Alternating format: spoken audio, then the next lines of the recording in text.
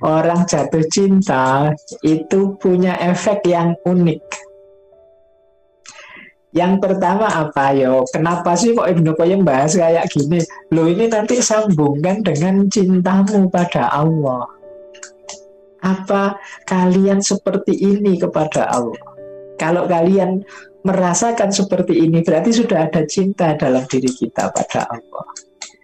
Jadi yang pertama apa? Orang yang cinta pada Allah atau cinta pada apapun itu biasanya kalau siap-siap tidur itu ya kalau mau tidur yang diingat yang dicintai dulu. Ya kalau punya pacar kan mesti selamat malam miss you terus selamat malam miss you itu kalau mau tidur kan begitu. Yang diingat yang dicintai. Selamat tidur dan lain sebagainya. Nah, lu ya kalau mencintai Allah tentu saja kalau mau tidur ya Allah yang diingat. Bangun tidur juga begitu. Kalau punya yang dicintai, yang teringat, wah hari ini mau ketemu kekasihku lagi, atau ngambil HP dicek ada WA enggak dari dia. Itu cirinya orang yang jatuh cinta. Yang ketiga, orang yang jatuh cinta itu kalau pas berdua dengan yang dicintai itu senengnya luar biasa dan ingin berdua terus. Apa begini kita kalau dengan Allah? Kerasan enggak kita zikir misalnya, wirid, membaca tahlil 100 kali. Teman-teman kalau mau tahlil la ilaha illallah 100 kali kan rasanya ini kapan ini Pak kaum ini menyelesaikan la ilaha illallah ini kok lama sekali nggak selesai sampai ngantuk sampai kan kita tidak menikmati tahlil kita. Padahal orang yang mencintai itu berdua dengan yang dicintai apalagi sambil menyebut namanya itu kerasannya luar biasa. Jadi kita sering tidak begitu. Berarti kita mungkin memang harus melatih untuk lebih mencintainya, atau jangan-jangan benih cintanya harus lebih dipupuk lagi biar tumbuh. Nah, ciri keempat, efeknya orang yang cinta itu kalau ada kesulitan atau bencana, yang diingat hanya kekasihnya, yang dicintai. Selamat ndak ya dia? Sehat ndak ya dia? Aman ndak ya dia? Itu yang dicintai. Karena orang mencintai itu, aku sulit ndak apa-apa dia. Orang tua kita pasti juga begitu, karena mereka sangat mencintai kita. Kalau kita mencintai orang tua kita kan selalu begini juga. Kalau ada apa-apa, Bapak sehat, Ibu aman ya Bapak, kan selalu begitu. Kenapa? Ada rasa cinta. Nah, harusnya kita kepada Allah juga begitu. Dalam situasi bencana, kesulitan, yang teringat Allah saja. Bisa dibayangkan kita 2 tahun lebih ini Corona, pandemi. Itu kan berarti harusnya full 2 tahun ini kita bersama. Kesadaran kita adalah kesadaran Allah. Apalagi oleh Allah diarahkan dengan pandemi ini kita jangan keluar-keluar, di rumah saja. Kalau bahasa agama itu kita disuruh untuk kholwat. Kalau bahasa pandeminya isoman. Isoman itu kan kalau bahasa sufistiknya kholwat. Kholwat itu menyendiri bersama Allah saja. Ini mungkin kalau dibaca secara sufistik isolasi mandiri itu Allah mengundang kita, yuk berdua denganku saja. Tidak usah dengan orang lain. Semoga kita membacanya begitu ya, tidak mengeluh, karena ada beberapa yang isoman itu mengeluh di sini, ada mengeluh terus eman-eman. Allah mengundang kita untuk kholwat berdua dengannya, yuk kita manfaatkan.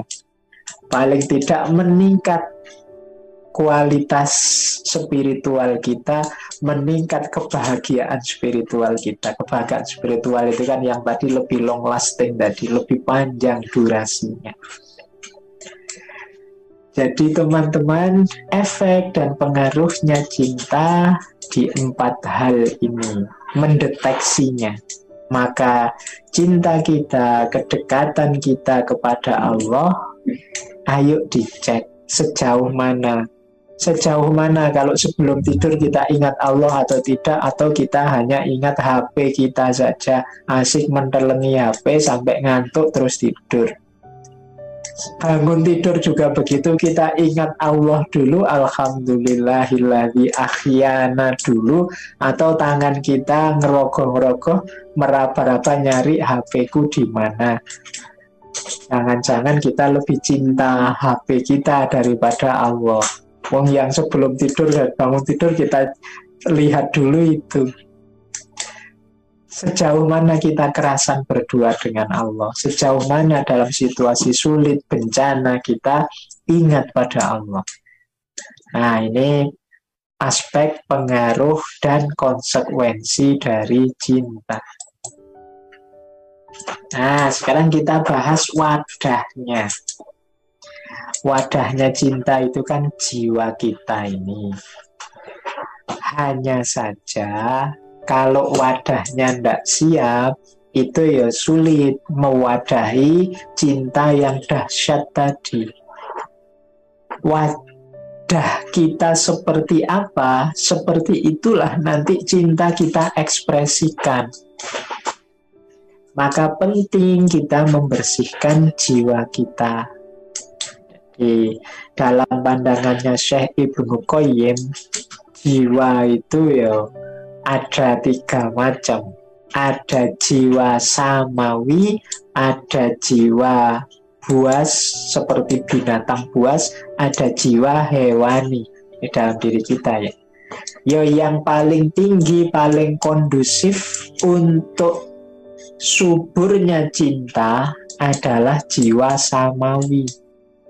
Jiwa samawi itu jiwa yang cinta ilmu, cinta keutamaan, cinta kesempurnaan, tidak kerasan dengan hal-hal yang hina, maksiat, suka dengan segala yang mendekatkan pada Allah.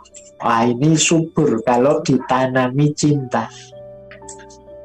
dan akan membuahkan cinta ilahiyah yang luar biasa. Beda dengan jiwa jenis kedua. Jiwa jenis kedua ini jiwa buas, seperti binatang. Kalau bahasanya Imam Ghazali, jiwa ini namanya sabu'iyah. Sabu'iyah itu binatang buas. Binatang buas itu jiwa yang ambisius. Isinya keinginan-keinginan yang tidak terkendali.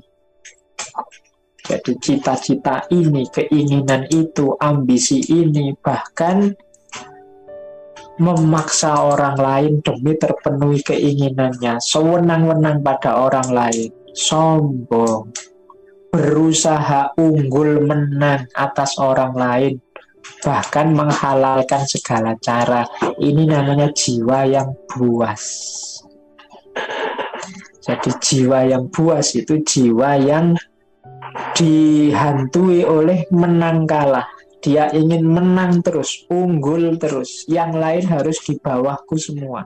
Yang lain harus takluk di depanku semua. Ini jiwa yang buas. Dia cenderung memaksa, sewenang-wenang.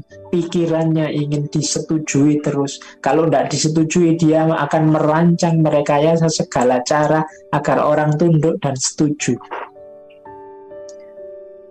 Bahkan ya seperti tadi, menghalalkan segala cara. Nah, ini jiwa yang buas. Kalau cinta masuk ke sini, ya nanti cinta itu berubah wajah hanya jadi tujuan-tujuan, target-target, keinginan-keinginan yang tidak terkendali. Ini yang membuat misalnya cintanya ditolak, terus nyari segala cara biar dia takluk lagi, entah dengan cara apa, entah dengan memaksa, entah dengan nyari dukun, entah jalan. Pokoknya ambisius, dia tidak mau dikecewakan, dia tidak mau dikalahkan. Jadi segala cara harus aku lakukan demi terpenuhi cintaku, termasuk dengan cara yang batil dan salah. Nah, ini kalau cinta masuk ke jiwa yang buas. Yang ketiga ada jiwa hewani. Kalau bahasanya Imam Ghazali, jiwa hewani ini bahimia, binatang ternak. Kalau tadi kan binatang buas.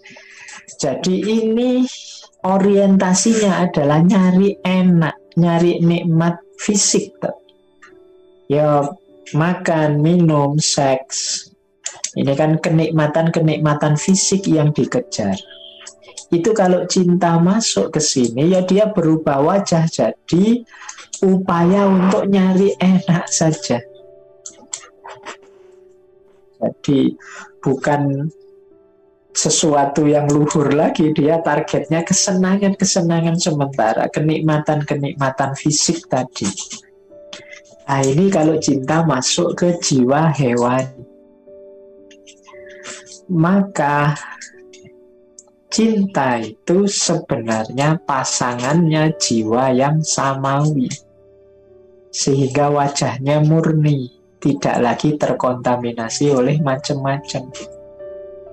Jadi, maka kalau ada peristiwa-peristiwa atas nama cinta, tapi kok merusak, atas nama cinta, tapi kok menghancurkan, atas nama cinta, tapi kok immoral, atas nama cinta, tapi kok memilukan, kok gelap, itu kemungkinan cintanya hinggap di jiwa-jiwa yang buas atau jiwa-jiwa hewani. Sehingga cinta jadi kendaraan sekedar untuk mencari kenikmatan saja, atau jadi tujuan-tujuan, ambisi-ambisi untuk menaklukkan, memenangkan yang dicintai. Jadi ini pentingnya wadah. Jadi sering orang menganggap wadah itu apa kan cuma wadah yang penting isinya. Tidak. Nah kalau tidak ada wadahnya, isinya ambiar. Kalau wajahnya bocor, ya isinya habis. Kalau wadahnya kotor, ya isinya ikut kotor.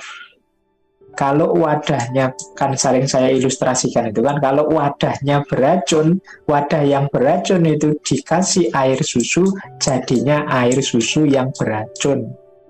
Bukan racun yang bersusu, tidak bisa begitu. Racunnya terus jadi susu, tidak begitu. Tapi susunya yang jadi beracun.